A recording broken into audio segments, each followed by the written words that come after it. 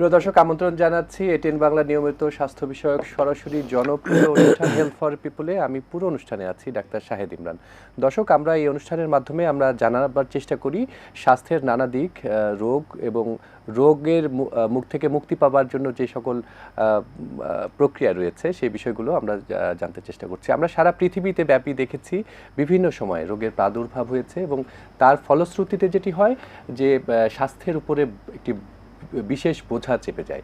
তখন স্বাস্থ্যের সেবা দেবার জন্য যারা কাজ করেন কারিগর, চিকিৎসকদের সাথে যারা কাজ করেন স্বাস্থ্যকর্মীরা এবং সাথে আমাদের সাংবাদিক বন্ধুরাও থাকেন। দর্শক মণ্ডলী, আমরা তারই প্রেক্ষিতে আপনারা জানেন যে এই মুহূর্তে বাংলাদেশে হামের একটি প্রাদুর্ভাব চলছে। বিভিন্ন সময়ে এ ধরনের প্রাদুর্ভাব বাংলাদেশে দেখা গেছে।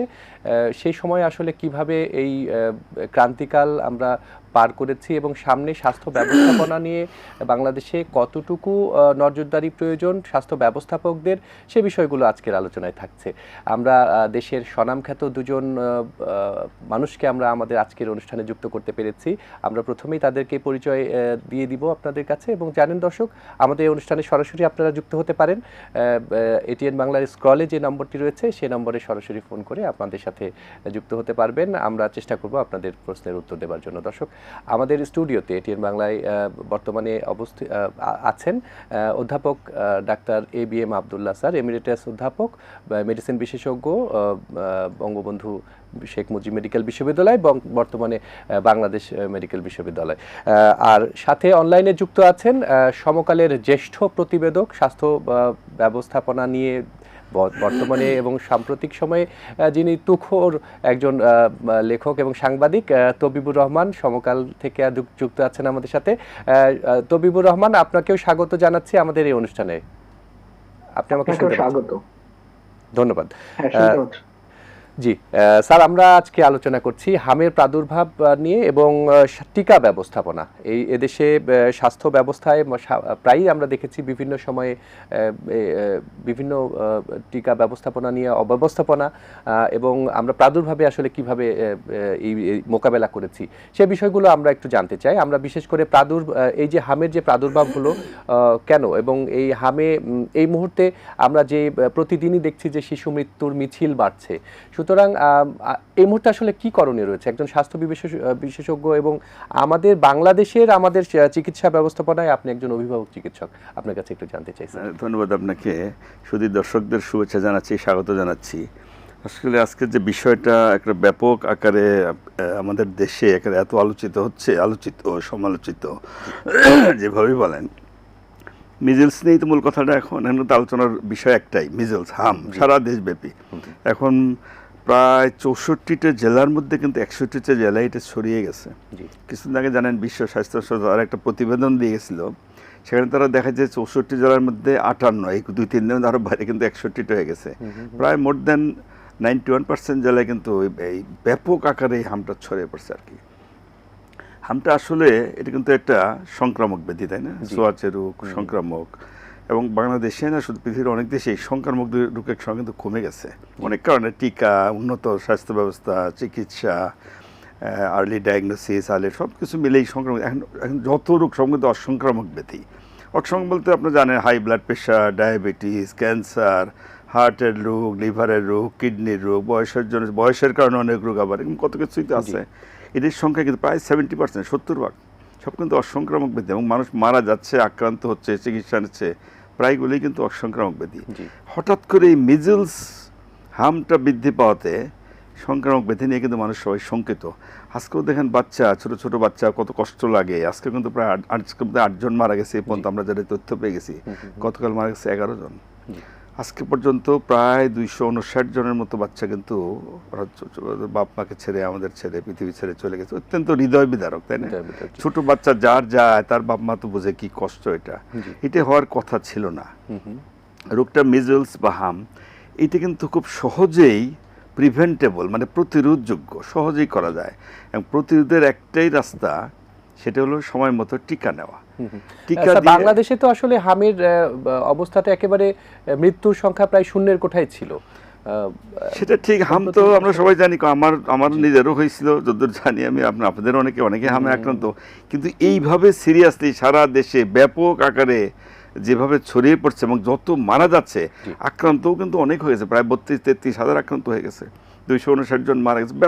এত এইভাবে ছড়ানো বা এত ব্যাপক আকারে এটা কিন্তু এর আগে আমরা দেখি নাই, গত কয়েক বছর তো কোনোদিনও দেখি নাই, এইবারে কিন্তু বেশি হয়েছে।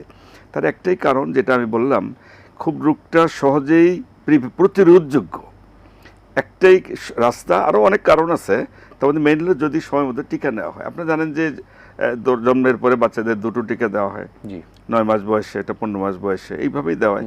তাতে কিন্তু ম্যাক্সিমাম একটা টিকা দিলে প্রায় 80-85% প্রিভেন্ট করা যায়।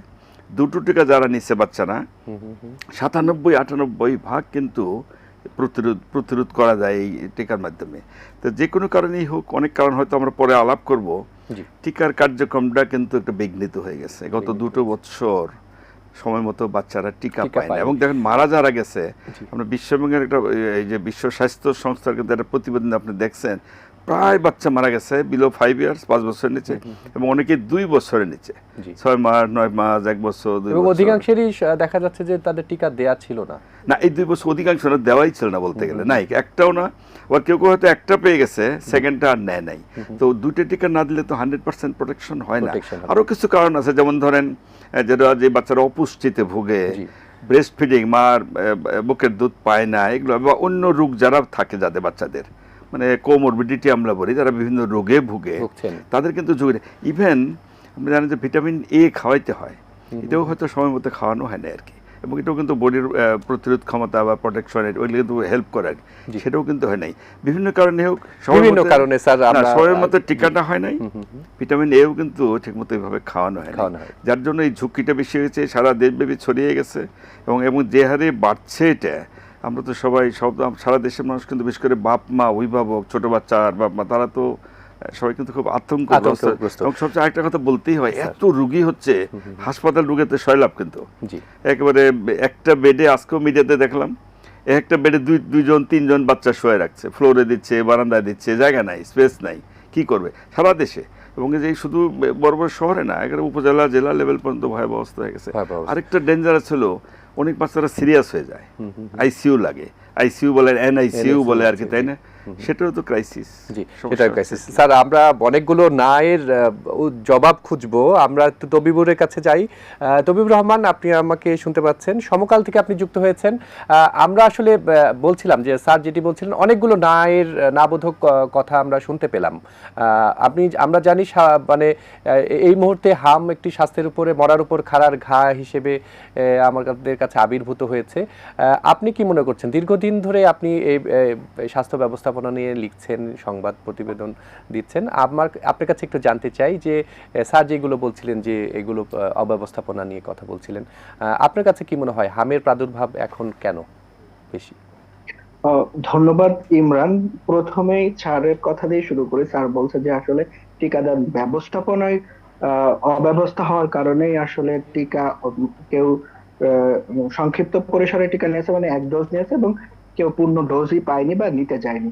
এই কারণে মূলত হচ্ছে হামের প্রাদুর্ভাব। এখন বলা যায় যে এই প্রাদুর্ভাব কেন হলো, ধরেন আমি যদি গত 20 বছরের কথা বলি, 20 বছরে কিন্তু হামে যে যত মানুষ মারা গেছে, গত 20 বছরে এত মানুষ একবারে মারা যায়নি 1 বছরে। তো মারা যাওয়ার মূল কারণ হচ্ছে যে আমাদের অন্তর্বর্তীকালীন সরকার যখন আসলো, এবং তার আগেই কিন্তু স্বাস্থ্যে যে উন্নয়ন কর্মসূচি বা হচ্ছে রোগ প্রতিরোধ কর্মসূচি, অপারেশন প্ল্যান, এই অপারেশন প্ল্যানের মাধ্যমে প্রায় হচ্ছে 38টি রোগ প্রতিরোধ কর্মসূচি পরিচালিত হতো। তো অন্তর্বর্তীকালীন সরকার আসার সময় এই ওপি থেকে বের হয়ে আসার জন্য 2 বছরের জন্য একটি চলমান প্রকল্প গ্রহণ করে, সেই প্রকল্পও এই 2 বছরে অ্যাপ্রুভ করতে পারেনি, যে কারণে হচ্ছে টিকা কেনা এবং হচ্ছে টিকা সরবরাহে জটিলতা দেখা দেয়।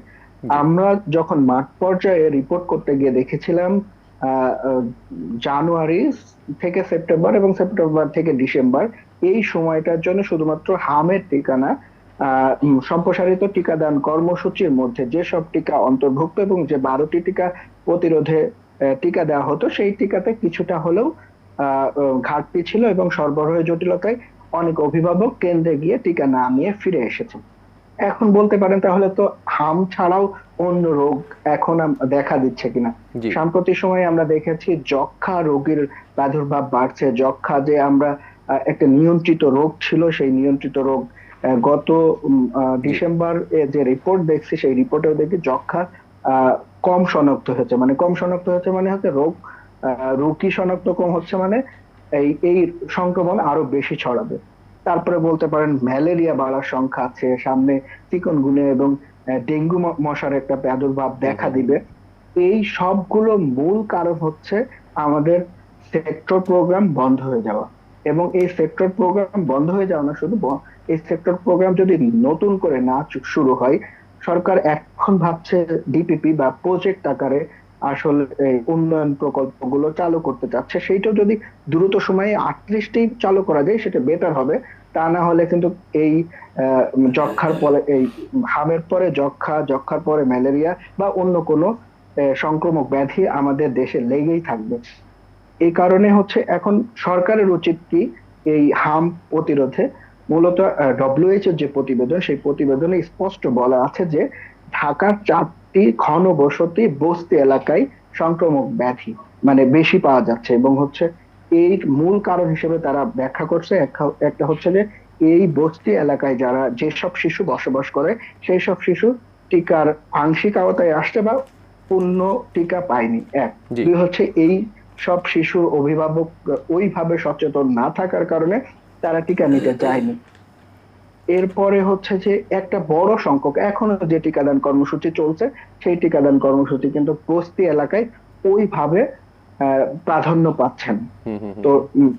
জনস্বাস্থ্য বিশেষজ্ঞরা বলছে যে এই রোগ এখনই নিয়ন্ত্রণ করার জন্য কমপক্ষে 95% শিশু টিকার আওতায় নিয়ে আসতে হবে। এবং সেক্ষেত্রে একটা হচ্ছে রাজনৈতিক অঙ্গীকার জরুরি, দুই হচ্ছে এখানে জনপ্রতিনিধিদের সম্পৃক্ততা সম্পৃক্ততা জরুরি। জি অনেক বেশি। এবং আমার মনে হয় যে এই একই বিষয়ে আমরা আবার একটু আলোচনা করব আপনার সঙ্গে। তবিব, আমরা আছি আমাদের হেলথ ফর পিপলের অনুষ্ঠানে। দর্শক, আমাদের আজকের অনুষ্ঠান আপনারা জানেন যে হামের প্রাদুর্ভাব নিয়ে আমরা কথা বলছি। আমাদের এছাড়াও আরও অনেকগুলো বিষয় আছে, সেই বিষয়গুলো নিয়ে আপনাদের সাথে থাকছি। দর্শক, নিশ্চয়ই আপনারা আছেন আমাদের সাথে। আমরা একটি ছোট্ট বিজ্ঞাপন বিরতিতে যাব, বিরতির পরে ফিরে এসে এই বিষয়ে আলোচনা করব। দর্শক নিশ্চয়ই সাথেই থাকবেন।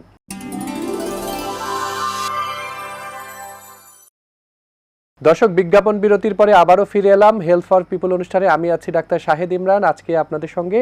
আপনারা জানেন যে স্ক্রলে দেখানো নম্বরে সরাসরি যুক্ত হতে পারবেন আমাদের এই অনুষ্ঠানে। আমরা কথা বলছি আজকে হামের প্রাদুর্ভাব এবং টিকা ব্যবস্থাপনা, এই দুটো বিষয় আমাদের আজকের আলোচ্য বিষয়। আমরা তো বিবুর কাছ থেকে স্যার যেটি জানছিলাম যে হামের সাথে আরও কিছু রোগের কথা উনি বলছিলেন। আমরা একটু জানতে চাই আপনার কাছ থেকে, আপনি দীর্ঘ সময় ডেঙ্গু নিয়েও কিন্তু অনেক কথা বলেছেন, কাজ করেছেন। হাম এবং হামের মতো মেজেস লাইক সিমটমস নিয়ে যারা আসছে তাদেরকে আমরা বলেছি যে, বা অনেকে মারাও গেছে শিশুরা।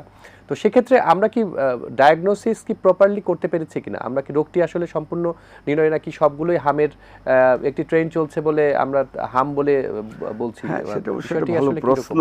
জি প্রথম কথা হলো হাম মিজলস তো এটা ডায়াগনোসিস কোনো কঠিন ব্যাপার না, কিন্তু জি হাম মিজলস আমরা উপসর্গ কতগুলো থেকে- সিমটম, উপসর্গ কমন কতগুলো সিমটম থাকে। আমরা যে কমন কোল্ড, ফ্লু, ইনফ্লুয়েঞ্জা যায় এরকমই, যেমন বাচ্চাদেরই বেশি বিলো 5 ইয়ার্স। জি আচ্ছা, তার আগে একটা কথা বলি যে বিশ্ব স্বাস্থ্য সংস্থা তাদের যে প্রতিবেদনটা ছিল, তারা এটা গত 15ই মার্চ থেকে 14 এপ্রিল পর্যন্ত একটা প্রতিবেদন দেখাইছে। তখন দেখাইছে তারা বাংলাদেশ উচ্চ ঝুঁকিতে, এবং আশেপাশে অনেক দেশও তাই, জি। অনেক আক্রান্ত হয়ে গেছে। ওই সময় যে কত হাজার ছিল এখন তার আরও বেড়ে গেছে, মৃত্যুর মিছিলও বেশি যুগ হয়ে গেছে। এবং তাদের যে স্ট্যাটিস্টিক সেটা আমি এটা নোট করে রাখছি, 5 বছরের নিচে মারা গেছে 79%, 79%, 5 বছর এদের বয়স। আপনি 9 মাসের নিচে, 9 মাস তার মানে 9 মাসের নিচে বাচ্চাদেরও হচ্ছে, জি তাদের মৃত্যুর হার কিন্তু 33%। এরপরে 2 বছরের নিচে ওদের হলো 66%। 83%, প্রায় 83% তারা যথাযথ টিকা পায় নাই। অনেকে দুইটাই পায় নাই, অনেকে একটা পায় আর নেয় নাই বা যায় নাই, যে কোনো হয় নাই আর কি। এগুলো কিন্তু মূল কারণ। আর গত 2 বছর যেটা বলছি সেটা হলো টিকা একবারেই দেওয়া হয়নি, প্র্যাকটিক্যালি নো ভ্যাকসিন। শুধু যে কথাটা আপনি বলেন এটা এখন বলা ভালো, শুধু মেজলস না, আরও কিন্তু 11টা-12টা রোগের এগেনস্টে যে ভ্যাকসিন দেওয়া হয়, বিসিজি বলেন, chicken pox, polio, influenza, pneumonia, hepatitis, অনেকগুলো আর কি। সুতরাং সবগুলো কিন্তু ঝুঁকির মধ্যে আমরা আছি। আমাদের আলোচনার বিষয় যদিও আছে মিজলসটাই বেশি হচ্ছে, হামটাই বেশি হচ্ছে আর কি, এটা ঠিক। যেহেতু এত মারা যাচ্ছে, এতগুলো বাচ্চা, কত কষ্ট, হৃদয় বিদারক, তাই না? সেই জন্য সবার ঘুরে ফিরে একই কথা আসছে আর কি হয়ে গেছে। কিন্তু অন্যান্যগুলো কিন্তু আমরা ঝুঁকি হচ্ছে, ম্যালেরিয়া আবার নতুন করে যে হারে সরতেছে। আপনি জানেন কয়েকদিন আগে সামান তো মারা গেলেন, একজন উচ্চপদস্থ অফিসার, তাই না, সচিব মারা গেলেন, তাতে পরে ডায়াগনোস হলো যে নাকি ম্যালেরিয়াই ছিল। সুতরাং ঝুঁকি তো আমাদের রয়েই গেছে আর কি, খেয়াল রাখতে হবে। তা আপনি যে কথাটা বললেন যে এটাকে আমরা মিস করছি কিনা বা অন্য কোনো রোগেও এটা হচ্ছে কিনা, আসলে মিজলস ডায়াগনোস কোনো কঠিন না। আমাদের ডাক্তাররা বিশেষ করে তো চাইল্ড স্পেশালি ওরাই তো ডায়াগনোস করে, এটা খুব সহজেই কিন্তু ডায়াগনোস করা যায়। সিম্পল লক্ষণ হলো, সিম্পল না মানে এই লক্ষণগুলো নেই প্রায় রোগেরই আসে। উচ্চ রক্ত মানে temperature high, very high temperature, 103, 4, 5 এরকম হয়, কাশি, নাকে পানি, হাঁচি, কফ, বাচ্চাদের চোখ কিন্তু লাল হয়ে যায়, শরীর ব্যথা, এগুলো কিন্তু দেখবেন শুরুতে কিন্তু এগুলোই থাকে। 4 দিনের দিন গিয়ে কিন্তু গায়ে র্যাশ হয়। আচ্ছা, র্যাশ যখন হয়ে যায় তখন ডায়াগনোসিস তো ইজি, দেখলেই বোঝা যায় আর কি। সেক্ষেত্রে ল্যাবরেটরি না, তার চেয়েও ইম্পর্টেন্ট হলো যারা একজন অভিজ্ঞ ডাক্তার বা আমাদের যারা চাইল্ড স্পেশালিস্ট, এই ধরনের লক্ষণ থাকলে মুখের মধ্যে টর্চ লাইট দিলেই কিন্তু ডায়াগনোস করে ফেলে। জি জি, তো একটা স্পট হয় সাদা সাদা, তাই না, তাকে বলে কপ্লিক স্পট। এটা কিন্তু র্যাশ ওঠার আগে এটা হয়, র্যাশ হলে এটা আবার ডিসঅ্যাপিয়ার করে যায়। সুতরাং ডায়াগনোস কিন্তু খুব কঠিন। আর মিজলস এমন একটা রোগ, বেশি টেস্টের দরকার পড়ে না, রোগী দেখেই ডায়াগনোস করা যায়। 4 দিন গায়ে র্যাশ হয়ে গেলে তখন মোটামুটি ধরে নিতে পারেন যেটা র্যাশ হয়েছে। তবে হ্যাঁ, অনেকেই প্রশ্ন করে আমাকে, অনেকে করছে বা আমরা ছাত্রদের যখন পড়াইতাম, জ্বরের সাথে গায়ে র্যাশ আর কি রোগ হয়, এরকম রোগ থাকে না, এবারে ফার্স্ট ডে সেরকম করে শুরু করে। প্রথম দিনে এরকম হয় চিকেন পক্স যখন শুরু হয়, তাই না, তারপরে সেকেন্ড ডেতে স্কারলেট ফিভার, থার্ড ডেতে, ফোর্থ ডেতে কিন্তু মেজিলস হয়। তারপরে আরও অনেক রোগ আছে, typhus fever, typhoid fever, small pox যেটা আছে, এটাও তো স্মল পক্স যদি আজকাল নাই, এটা কিন্তু প্রায় 1980-র পরে বাংলাদেশে কিন্তু আর স্মল পক্স নাই, সারা পৃথিবী থেকে ইরাডিকেটেড। সুতরাং অনেক কারণ কিন্তু হয়েছে। যেমন টাইফয়েডও কিন্তু ওই প্রথম সপ্তাহের শেষে, at the end of first week বলি, ওই পেটে অনেকগুলো রোজ স্পট বলে, ইভেন যে কতগুলো ড্রাগ রিয়েকশনও তো গায়ে র্যাশ হয়। সুতরাং এগুলো হচ্ছে, এগুলো রোগী হিস্ট্রি নিয়ে। আরেকটা কথা তো বলতে হয়, ডেঙ্গুর কথা বলছিলেন আপনার, ডেঙ্গুতে তো র্যাশ হয়, সেটাও কিন্তু 4th ডে 5th ডে থেকে র্যাশ হয়, কয়েকদিন একই রকম জ্বর, মানে কাছাকাছি উপসর্গ প্রায়গুলো কাছে, কিন্তু সেগুলো ডেঙ্গুর লক্ষণ তো আলাদা, প্রচন্ড শরীর ব্যথা, নামই তো ব্রেক বোন ফেভার, হাড় ভাঙ্গা, তাই না, বলছেন এক সময় যে রুগী ধরে পিটালে যেরকম, যদিও টিপিক্যাল লক্ষণ অনেকের পাওয়া যায় না। সুতরাং এগুলো ডায়াগনোস করা কিন্তু কঠিন ব্যাপার। মিজলস, আরেকটা হলো মিজলসের নামটা কিন্তু আসছে মিজারি থেকে। মিজারি মানে কাহিল, দুর্বল, এটা পাঞ্চল, সুন্দর ভালো বাচ্চা, খেলাধুলা লাফালাফি সবসময় করে, একবারে জ্বর, সর্দি, কাশি, চোখে পানি, শরীর ব্যথা, এগুলো হয়ে একবারে নেতায় গেল, কাহিল হয়ে গেল হঠাৎ করে। তারপরে 4 দিন ধরে যখন র্যাশ হয়ে গেল, তখন ডায়াগনোসিসের জন্য কিন্তু কনফিউশন হয় না। আমাদের চিকিৎসকরা অনেক দক্ষ এবং অনেকেই অভিজ্ঞ, কিন্তু বিভিন্ন এলাকায় বিভিন্ন নাম আছে, আপনি জানেন, তাই না, কোনো জায়গায় বলে ফেসারা, কোনো জায়গায় বলে ফেরা, কোনো জায়গায় বলে লুন্তি, বাপ মারাই কিন্তু ডায়াগনোস করে ফেলায়, বা রোগীর আত্মীয় স্বজন বা যেই বলে আঞ্চলিক নামে অনেক নাম আছে, দেখেই বোঝা যায় রোগীটা কিন্তু। সুতরাং ডায়াগনোস কিন্তু কঠিন ব্যাপার না। যদিও বলে যে হামের মতো লক্ষণ অনেকেই বলছে আর কি, আসলে প্র্যাকটিক্যালি প্রায়গুলোই কিন্তু হাম। এবং আমি অনেকগুলো দেখছি। আরো মজার কথা হয়তো বলতেই হয়, মজার না, খারাপ আর কি, বাচ্চাদের তো হচ্ছেই, আমি কিন্তু বড়দের কিছু পাচ্ছি, কিছু অ্যাডাল্ট রোগীর কিন্তু আমি ডায়াগনোস করছি এরকম একেবারে টিপিক্যাল বয়স্ক, 20 বছর, 30 বছর, তাদের তো আমরা ধরেই নিতে পারি যে তাদের টিকা দেওয়া ছিল বা দেয় নাই, যেটাই হোক পাচ্ছি আর কি। কারণ এটা কিন্তু এরা কোনদিন পায় নাই বা আমরা হয়তো চিন্তাও করি নাই। কিন্তু এইবার দেখছি কিছু কিছু রোগী, আমরা সন্দেহ করলাম যে ডেঙ্গু শুরু হইলো কিনা, কিন্তু না, ডেঙ্গু না, আসলে এটা মেজল। কারণ ডেঙ্গু টেস্টও নেগেটিভ, এবং ডেঙ্গুতে জানেন আপনার হিমোরেজিক হলে যে প্লেটলেট কমতে থাকে, সুতরাং ওইরকম তো কিছু নাই, কোনো ব্লিডিংয়ের কোনো কিছু নাই, বোঝা যাচ্ছে। সুতরাং দেখছি যে বাচ্চারা যে ঝুঁকির মধ্যে অবশ্যই আছে, কিন্তু যারা একটু বয়স্ক বা অ্যাডাল্ট, ধন্যবাদ স্যার। আমরা আসবো, আমরা অনুষ্ঠানের প্রায় শেষের দিকে। তবে একটু আমরা জানতে চাচ্ছি যে সামনে তো বাজেটের বিষয় রয়েছে, স্বাস্থ্য বাজেট আমাদের সবসময় আমরা তাকিয়ে থাকি বাজেটের দিকে। তো আমরা একটু জানতে চাই যে আমরা দীর্ঘদিন থেকে দেখেছি যে ঠিকাদার ভিত্তিক স্বাস্থ্য ব্যবস্থাপনা আমরা দেখেছি, আপনারা অনেক রিপোর্ট করেছেন। স্বাস্থ্য বাজেট নিয়ে এবারে আপনারা কি চিন্তা করছেন বা কেমন হতে পারে বলে মনে করছেন, অথবা এই ধরনের রোগের প্রাদুর্ভাব মোকাবেলা করবার জন্য বা স্বাস্থ্য ব্যবস্থায় উন্নতির জন্য কি রকম পরিকল্পনা হওয়া উচিত বলে মনে করছেন? ধন্যবাদ ইমরান। আমি বাজেটের শুরুর আগে আসলে এই হামের যে পরীক্ষার ব্যবস্থাপনা নিয়ে একটু কথা বলতে চাই। জি। সেটা হচ্ছে যে আমাদের হামের যে যারা আক্রান্ত হচ্ছে এবং মারা যাচ্ছে, শুধুমাত্র একটি সেন্টারে পরীক্ষা হচ্ছে নমুনাগুলো, এবং সেখান থেকে স্বাস্থ্য অধিদপ্তর এটা বিবৃতি দিয়ে জানাচ্ছে। যদি এই টেস্টের ব্যবস্থাপনা বিভাগীয় শহরে করতো, তাহলে হয়তো আরো রোগীর বিস্তর কেমন সেটা বোঝা যেত। বোঝা যেত, জি। আসলে এক উইনটা হওয়ার কারণে এই রোগীর বিস্তরটা প্রাথমিক মানে বাস্তব চিত্রটা খুঁজে পাওয়া যাচ্ছে না। এবার আসি বাজেটের ক্ষেত্রে। জি। বাজেটে হচ্ছে যেহেতু বর্তমান বিএনপি সরকার, তারা কিন্তু হচ্ছে তাদের নির্বাচনী এজেন্ডাই স্বাস্থ্য বাজেট, যে বাজেট আছে তার 3 গুণ বাড়ানোর প্রস্তাব দিয়ে ক্ষমতায় এসেছে। জি। আমরা জানি যে হচ্ছে স্বাস্থ্য ব্যবস্থাপনা যে এখন আছে সেটা সঠিকভাবে পরিচালনার জন্য ডব্লিউএইচওর একটা রিকমেন্ডেশন আছে। সেখানে বলছে জিডিপির 15% পর্যন্ত এই বাজেটে বরাদ্দ দিতে হবে। আমাদের বাজেটে বরাদ্দ হচ্ছে মোট বাজেটের 5%-ও কম, যে কারণে আমরা হচ্ছে বাজেট অনুযায়ী আমাদের যে রোগ প্রতিরোধ ব্যবস্থাপনা, সেই ব্যবস্থাপনা নিজ খরচেই সবচেয়ে বেশি হয়। সরকারি অর্থায়ন খুবই কম পাই। হুম হুম। তো আমি সাংবাদিক হিসেবে ব্যক্তিগতভাবে মনে করি যে শুধুমাত্র বাজেট বাড়ালেই হবে না, বাজেটটা সঠিকভাবে বাস্তবায়ন হয়, এবং যে বাজেটটা বাস্তবায়ন করতে পারে দক্ষ জনবলও প্রস্তুত করা প্রয়োজন। কারণ আমরা দেখেছি যে অনেক বাজেট ধারাবাহিকভাবে প্রত্যেক বছরই স্বাস্থ্য বাজেটের একটা বড় অংশ, প্রায় 25 থেকে 30% আবার ফেরত যায় বছর শেষে। কারণ হচ্ছে ভালোভাবে বাস্তবায়ন করতে সঠিকভাবে পারে না। বাস্তবায়ন হচ্ছে না, জি। হ্যাঁ, এবং চিকিৎসকরা বলছে যে আসলে চিকিৎসকদের কাজ হচ্ছে চিকিৎসা করা। যারা বাজেটের সাথে সংশ্লিষ্ট থাকে তাদের যদি আলাদাভাবে প্রশিক্ষণের ব্যবস্থা করা যায়, এবং যারা ব্যবস্থাপক আছে তাদের ব্যবস্থাপকের যদি ট্রেনিং এর মাধ্যমে দক্ষ করা যায়, তাহলে এই বাজেট বরাদ্দ বাড়লে এই বাজেট হচ্ছে সঠিকভাবে কেনাকাটা হবে এবং সঠিকভাবে রোগ প্রতিরোধ ক্ষমতায় ব্যয় হবে বলে আমি মনে করি। ধন্যবাদ তবিব। আগামী যেহেতু আমরা বাজেট- অনুষ্ঠানের শেষের দিকে রয়েছি, আপনি আরেকটু যদি বলেন, হ্যাঁ, ছোট করে।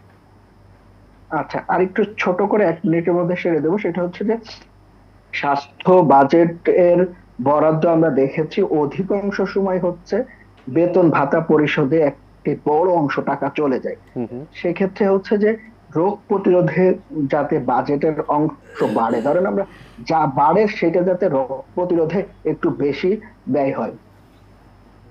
জি জি, ধন্যবাদ তবিব। আমরা অনুষ্ঠান শেষ করতে হবে, আপনি খুব তথ্যবহুল কিছু বিষয়ে বলছিলেন। স্যার, আমরা অনুষ্ঠান শেষ করছি, আপনি যদি 10 সেকেন্ডে কিছু বলেন। তখন একটাই কথা আছে, মিজলস কিন্তু কেউ যেন ভয় না পায়, সিরিয়াস না, বাপ মাদের সচেতন হতে হবে। আমি একটা কথা বারবার বলছি, যে কোনো বাচ্চা জ্বর, সর্দি, কাশি, শরীর ব্যথা, চোখ লাল, কনজাংটিভাইটিস এরকম যদি হয়, নাকে পানি, হাঁচি এরকম যদি হয়, তাহলে ওই র্যাশ পর্যন্ত বসে থাকেন না, গায়ে র্যাশ উঠুক বা না উঠুক আপনার ডাক্তারের পরামর্শ নেবেন। কারণ রোগটা সিরিয়াস না হলেও জটিলতা হবে, যেমন নিউমোনিয়া হয়, রেসপিরেটরি ইনফেকশন হয়, ডায়রিয়া হয়, ডিহাইড্রেশন হয়, ব্রেন ইনফেকশন, এনকেফালাইটিস বলে, হয়ে গেলেই তো প্রবলেম। হয়ে গেলে তখন হাসপাতালে যাও, দৌড়াদৌড়ি, আইসিইউ লাগে, প্রপারলি ম্যানেজমেন্ট না হলে মারা যাচ্ছে, এবং সেই জন্য অনেকে বাচ্চা মারা যাচ্ছে। সেই জন্য জটিলতা হয়ে গেলে তখন আবার হাসপাতালে আনলেন, সেটা কিন্তু প্রবলেম। এই জন্য আগেই যদি ডায়াগনোসিস হয়, তাহলে আগে ট্রিটমেন্ট শুরু করলে তাহলে এই জটিলতা কিন্তু এড়ানো যায়। যে এত মৃত্যুর মিছিল এত বাড়ছে, এটা কিন্তু কমা যায়। এই জন্য আবারও বলছি, বাচ্চার বাপ মা, অভিভাবক যারা আছেন, কোনো বাচ্চা যদি আপনি এরকম লক্ষণ দেখেন, আপনারা দেরি না করে ডাক্তারের পরামর্শ নেবেন। ধন্যবাদ স্যার। যে সাজেশন দিয়েছে চিকিৎসা নিলেই ঝুঁকিটা এড়ানো সম্ভব। অসংখ্য ধন্যবাদ স্যার, আপনি আজকে আমাদের সময় দিয়েছেন। ধন্যবাদ তবিবুর রহমান, আপনাকেও, আপনিও আমাদের সাথে যুক্ত ছিলেন। আজকে আমরা অনেক বিষয়ে আলোচনা করেছি, বিশেষ করে প্রতিরোধ ব্যবস্থা নিয়ে হামের এবং সচেতনতা নিয়ে। দর্শক মণ্ডলী, আজকে অনুষ্ঠান এখানেই শেষ করছি। আতঙ্কিত নয়, বরং সচেতনতাই হোক প্রতিকারের শুরু। ভালো থাকবেন, সুস্থ থাকবেন, আল্লাহ হাফিজ।